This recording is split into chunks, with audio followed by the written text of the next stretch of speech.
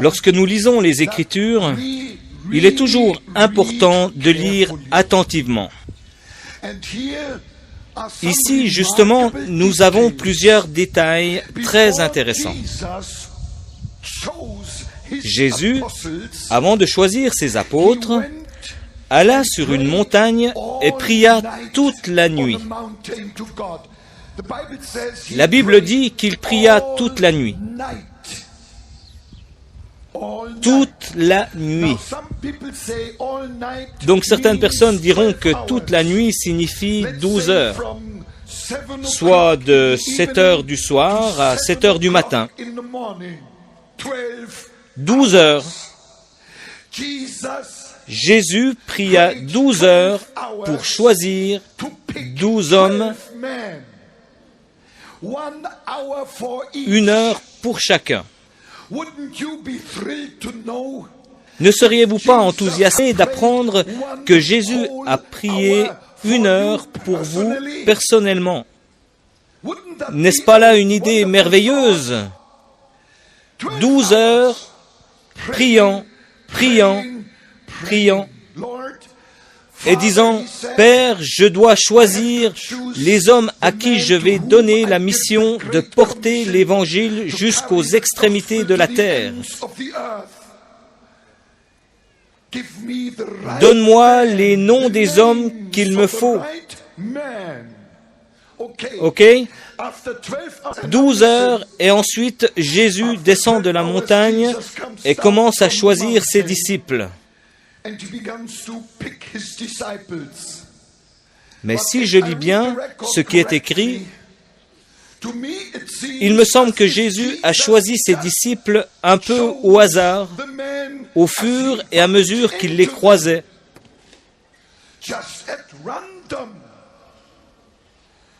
Vous deux, venez avec moi et suivez-moi. Et toi là, viens aussi. Vous trois, venez. Les deux gars là, venez. Toi aussi, là, suis-moi. 1, 2, 3, 4, 5, 6, 7, 8, 9. J'ai encore besoin de 3 en plus. Alors prenons toi, toi et toi.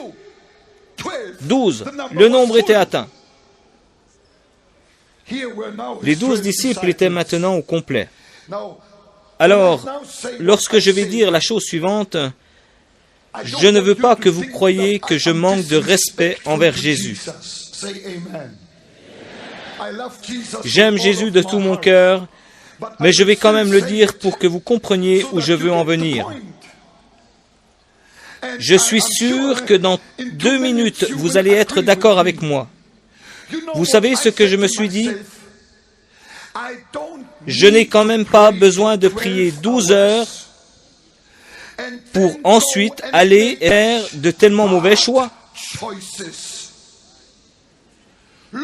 Regardez qui Jésus a choisi. L'on pourrait prendre toute la liste des apôtres qu'il a choisis et vous verriez qu'ils ont tous de terribles défauts. Prenons Pierre. Pierre l'impétueux. Pierre qui a renié le Seigneur, qui s'est maudit lui-même et a dit « Je ne le connais pas ». Quel drôle d'apôtre! Prenons ensuite les fils de Zébédée. C'étaient des têtes brûlées. Nous sommes appelés à être en feu, mais pas des têtes brûlées. Certaines personnes sont vraiment impulsives, comme un volcan, et les fils de Zébédée sont ce genre de personnes. Quand les habitants de Samarie refusèrent d'héberger Jésus et ses copains apôtres pour la nuit, les fils de Zébédée vinrent et ils dirent « Maître, appelle le feu du ciel et brûle ce village !»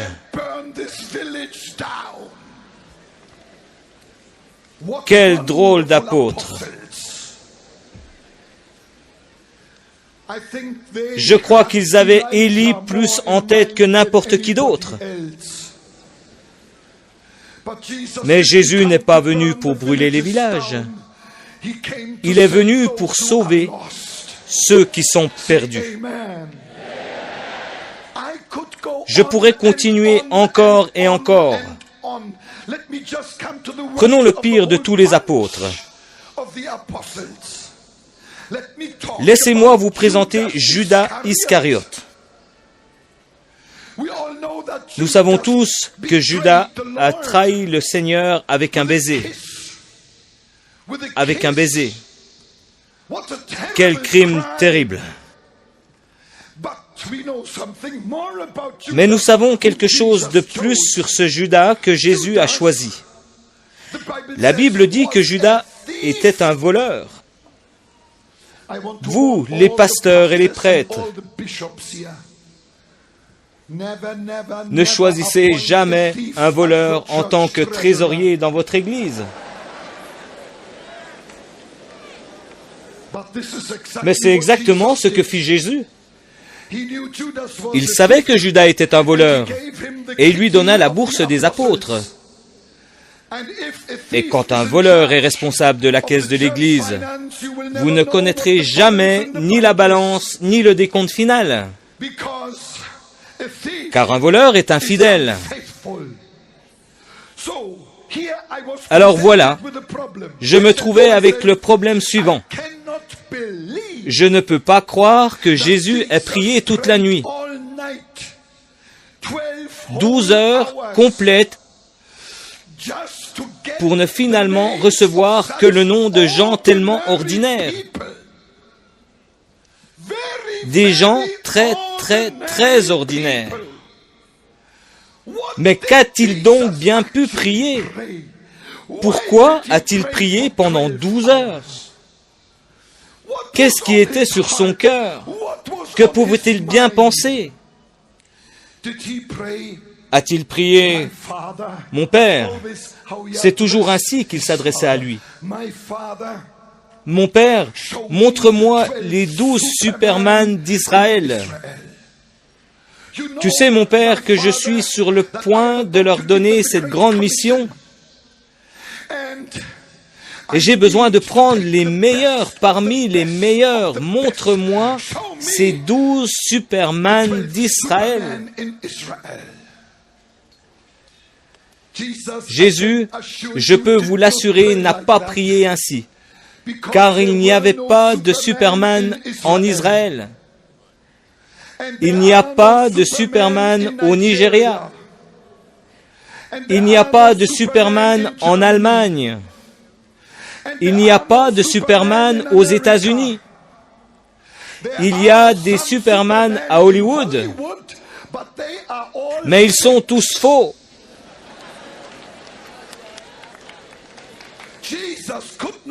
Jésus ne pouvait pas utiliser des Superman. S'il l'avait fait, l'Évangile n'aurait jamais quitté la Terre Sainte. Alors, si Jésus n'a pas prié pour recevoir les noms de 12 Superman, je me demande, mais qu'a-t-il donc prié? Il m'arriva une chose extraordinaire.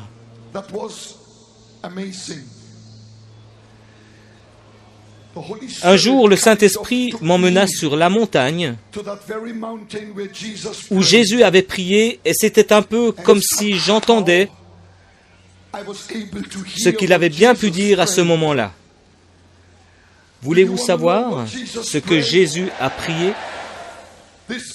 Voilà qu'il a prié. Il a dit, « Mon Père, je suis sur le point de choisir les apôtres de l'agneau à qui je vais donner la grande mission de répandre l'Évangile jusqu'aux extrémités de la terre. Mon Père, ne me laisse pas choisir mes hommes comme le monde normalement choisirait ses hommes. Mon Père, ne me laisse pas tomber dans le piège de planifier le succès comme les gens, les rois et les dirigeants normalement planifieraient leur succès.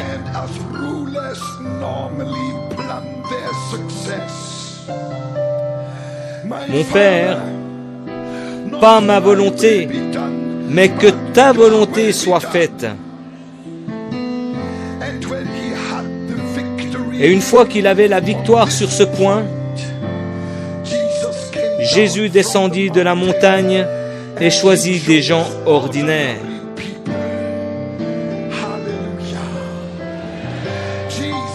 Jésus a choisi des gens ordinaires, des gens comme moi et des gens comme vous. Et je comprends ceci, si Jésus rend ses serviteurs capables, il peut prendre le plus faible, il peut prendre le plus ordinaire. Ça ne change rien, car le faible sera fort dans le nom de Jésus.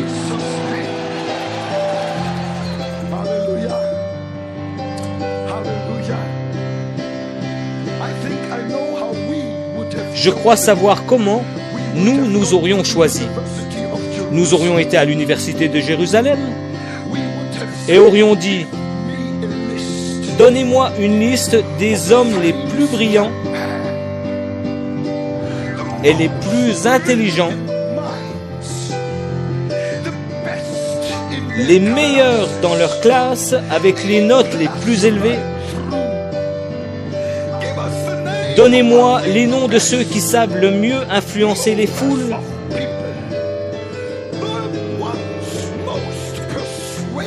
Ceux qui sont les plus persuasifs, les grands orateurs qui savent comment persuader les gens. Donnez-moi la liste des meilleurs. En effet, j'ai besoin d'apôtres.